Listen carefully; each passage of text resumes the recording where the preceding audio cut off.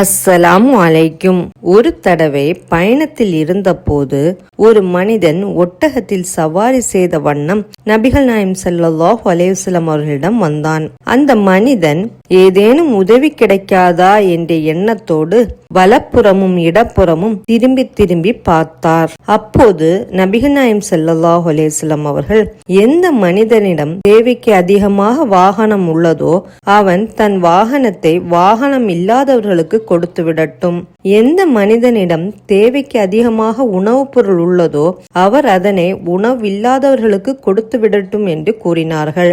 நபிகள் நாயகம் ஸல்லல்லாஹு அலைஹி வஸல்லம் அவர்கள் செல்வத்தினுடைய பல வகைகளை எண்ணி எண்ணி கூறிவிட்டார்கள். எவருக்கும் தேவைக்கு அதிகமாக செல்வத்தில் எந்தவித உரிமையும் இல்லை என்று நாங்கள் எண்ணும் அளவுக்கு அவர்களுடைய பேச்சு இருந்தது என அபு சயீத் அல் குத்ரி ரலியல்லாஹு அவர்கள் கூறினார்கள். இந்த ஹதீஸ் இடம்பெறும் நூல் முஸ்லிம். அஸ்ஸலாமு அலைக்கும்.